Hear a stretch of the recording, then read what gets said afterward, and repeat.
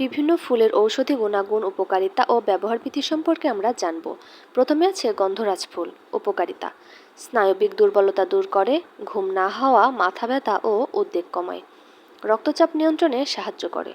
ব্যবহারবিধি: গন্ধরাজ ফুল শুকিয়ে গুঁড়ো করে দুধ বা পানির সাথে খাওয়া যায়।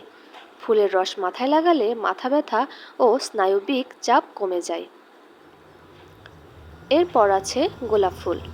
এটি খুবই পরিচিত একটি ফুল এবং বেশিরভাগ মানুষেরই অনেক পছন্দের একটি ফুল, তবে আমরা এর উপকারিতা সম্পর্কে অনেকেই জানি না। এটি ত্বক মসৃণ ও উজ্জ্বল করে, তাছাড়া হজম শক্তি বাড়ায়, মানসিক প্রশান্তি দেয়। ব্যবহারবিধি: গোলাপ জল তৈরি করে ত্বকে ব্যবহার করা যায়, তাছাড়া শুকনো গোলাপ পাতা চা হিসেবেও খাওয়া যায়। পেটের সমস্যা সমাধানের জন্য এটি খুবই উপকারী একটি ফুল।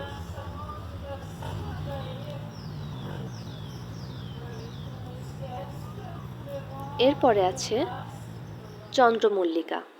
এটিও অনেক পরিচিত একটি ফুল। উপকারিতা: চোখের রোগ নিরাময়ে সাহায্য করে, রক্তচাপ নিয়ন্ত্রণে সাহায্য করে, ঠান্ডা ও ফ্লু দূর করতে সাহায্য করে। ব্যবহারবিধি: চন্দ্রমল্লিকা ফুলের চা বানিয়ে পান করা যায়। চোখের ক্লান্তি দূর করতে ফুলের পাতা ঠান্ডা পানিতে ভিজিয়ে ব্যবহার করা যায়, এতে অনেক আরাম পাওয়া যায়।